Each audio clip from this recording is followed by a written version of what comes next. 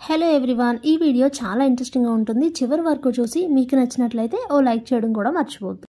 వీడియోలోకి వెళ్ళినట్లయితే శైలేంద్ర ఎండి చైర్లో కూర్చోవాలనుకుని వచ్చి ఆ చైర్ని చూస్తూ చాలా మురిసిపోతూ ఈ సామ్రాజ్యానికి త్వరలో నేనే అధినేతని అని మాట్లాడుతూ ఆ చైర్లో కూర్చోబోతూ ఉన్న కొడుకుని చూసి దేవయాని తెగ మురిసిపోతూ ఉంటుంది. ఇంతలో వస్తారు వచ్చి, ఆగండి, ఈ చైర్లో కూర్చోవడానికి మీకు అర్హత లేదు, ఇది రిషి సార్కి మాత్రమే ఆ అర్హత ఉంటుంది అని అంటే, ఎందుకు వస్తారా, ఈ చైర్లో నా కొడుకు కూర్చోకూడదా అని దేవయాని అడిగితే, కూర్చోకూడదు మేడం, అసలు ఈ చైర్ని ముట్టుకునే అర్హత కూడా మీ అబ్బాయికి లేదు, చైర్ పైన చెయ్యి తీయండి అని చెప్పి మాట్లాడుతూ ఉంటుంది వస్తారా చాలా కోపంగా.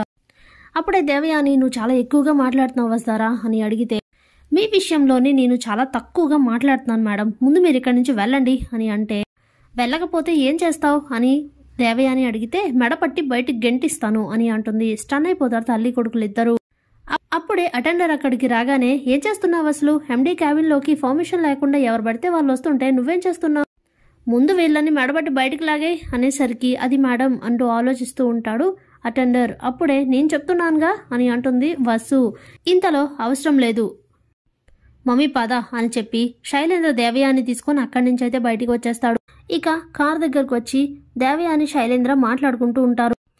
ఏంటి మోమిది, రోజు రోజుకి ఆ వసుధార మితిమీరి ప్రవర్తిస్తుంది అని అంటే, అవును నాన్న, ముందు ఇదంతా కాదు గాని ఈ వసుధారని ఏదో ఒకటి చేయాలి, లేకపోతే మన సంగతి తెలిసి కూడా అంత ధైర్యంగా అలా ఎలా మాట్లాడుతుంది, ఎంత దారుణంగా మనల్ని అవమానించిందో చూసావా శైలేంద్ర అని అంటే, వసుధార అంత తెగింపుగా మాట్లాడుతున్న సమయంలో ఇంకా నేను గట్టిగా వాదిస్తే ఎక్కడ డాడ్కి దొరికిపోతామో అని భయం వేసింది మామ్, అందుకే సైలెంట్గా ఉండిపోవాల్సి వచ్చింది. కానీ ఇప్పుడు చెప్తాను, పులిలా మిడిసి పడుతున్న వసుధారని పిల్లిలా చేస్తాను చూడు అనేసరికి, ఏం చేయబోతున్నావు శైలేంద్ర అని అడుగుతుంది దేవయాని. వెంటనే ప్లాన్ మొత్తం చెప్పేస్తాడు శైలేంద్ర. చాలా బాగుంది నాన్న, అదిరిపోయే ప్లాన్ చేశావు, ఈ ప్లాన్ని ఇలాగే అమలు చేయి, దెబ్బతో వసుధార పని ఈ రోజుతో అయిపోతుంది అని అంటే, సరే మోమ్ అని చెప్పి ఇక తను వెళ్ళి చేయాలనుకున్నది మొత్తం చేసేస్తాడు.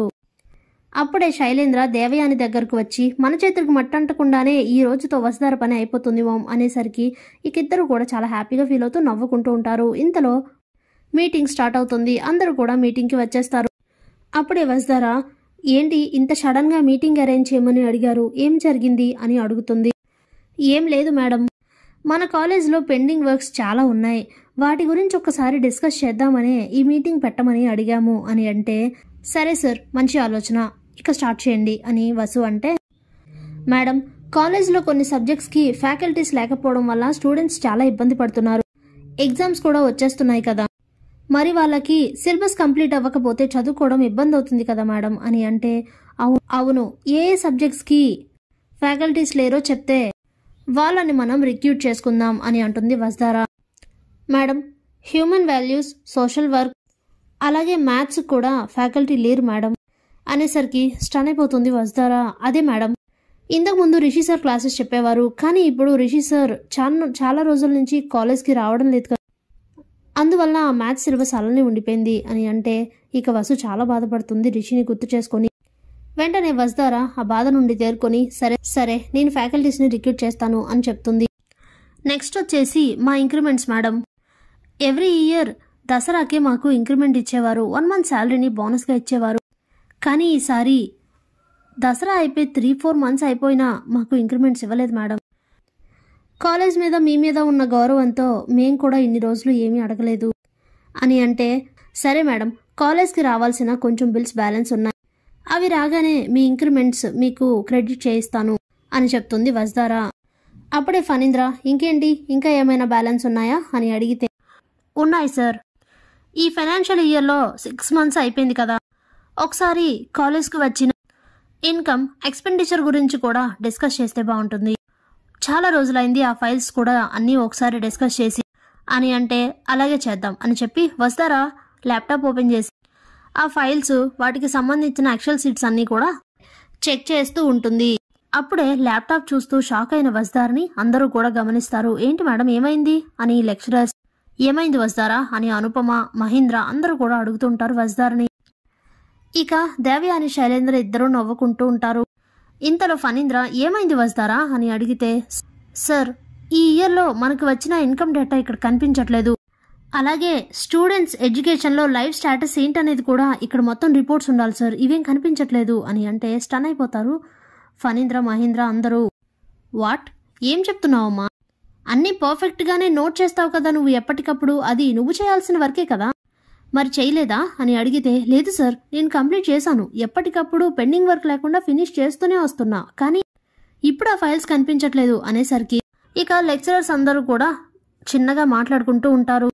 ఎక్కడి నుంచో చిన్న స్థాయి నుంచి వచ్చి ఇంత పెద్ద కాలేజ్కి ఎండి అయినందుకు కళ్ళు నెత్తికెక్కినట్టున్నాయి. అందుకే ఆవిడ చేయాల్సిన బాధ్యత కూడా సరిగ్గా నిర్వర్తించలేదు. మళ్ళీ నేను చేసేశాను అంటూ భలే చెప్తుందే. అయినా తననని లాభం రిషి సార్ నానాలి, ఎవరికి పడితే వాళ్ళకి ఎండి చైర్లో కూర్చోబెట్టినందుకు అని మాట్లాడుకుంటూ ఉంటే ఇక ఆ మాటలు విన్న వసు చాలా బాధపడుతూ ఉంటుంది. ఇంతలో వసుధారకి కాలేజ్కి సంబంధించిన పెన్ డ్రైవ్ తన దగ్గర ఒకటి ఉండడం గుర్తుకొస్తుంది. వెంటనే హ్యాండ్ బ్యాగ్ ఓపెన్ చేసి ఆ పెన్ డ్రైవ్ బయటకు తీసి ల్యాప్టాప్కి కనెక్ట్ చేసి చూస్తుంది వసుధారకి. తన దగ్గర ఆ పెన్ డ్రైవ్ ఎప్పటి నుంచో ఉంది కాబట్టి అందులో మొత్తం డేటా అయితే ఉంటుంది. ఇక వసుధార ఆనందానికి అవధలే ఉండవు, చాలా హ్యాపీగా ఫీల్ అవుతూ ఎవరూ కంగారు పడాల్సిన అవసరం ఏం లేదు, ఇదిగోండి డేటా మొత్తం ఉంది అనేసరికి స్టన్ అయిపోతారు శైలేంద్ర, దేవయాని ఇద్దరు. అప్పుడే అనుపమ ఎవరినైనా ఒక మాట అనే ముందు సరిగ్గా ఆలోచించి ముందు వెనక ఆలోచించి మాట్లాడడం అలవాటు చేసుకోవాలి అనేసరికి ఇదంతా కావాలని ఎవరు చేయించారో నాకు బాగా తెలుసు అనుకుంటూ ఉంటుంది మనసులో. ఇక మీటింగ్ పూర్తవుతుంది, అందరూ కూడా అక్కడి నుంచి వెళ్ళిపోతారు. తల్లి కొడుకులిద్దరికి పెద్ద షాకే తగులుతుంది.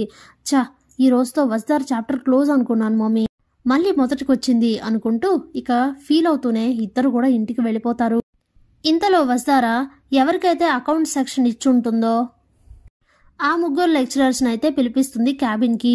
వాళ్ళు లోపల టెన్షన్ పడుతూనే వసుధార దగ్గరకైతే వస్తారు.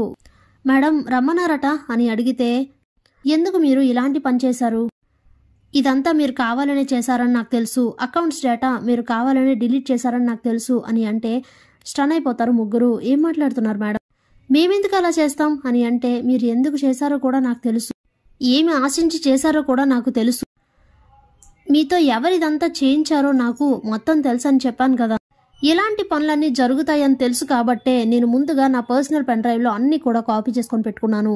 మీకు DBST కాలేజ్ ఏం తక్కువ చేసింది, ఒక దగ్గర నమ్మకంగా పనిచేస్తున్నప్పుడు వాళ్ళకే ద్రోహం చేయాలని ఎలా ఆలోచిస్తారు మీరు, ఇప్పటికే మిమ్మల్ని 3-4 సార్లు ఎక్స్క్యూజ్ చేస్తూ వచ్చాం, ఇక చాలు, ఇంకా మిమ్మల్ని ఇలానే కాలేజ్లో ఉండనిస్తే ఇంకా చాలా దారుణాలు చేస్తారు, అందుకే నేను మిమ్మల్ని డిస్మిస్ చేస్తున్నాను, వెళ్ళిపోండి అని అంటుంది వసుధార.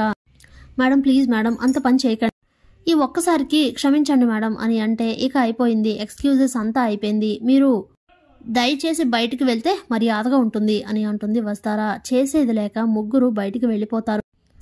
Thanks for watching.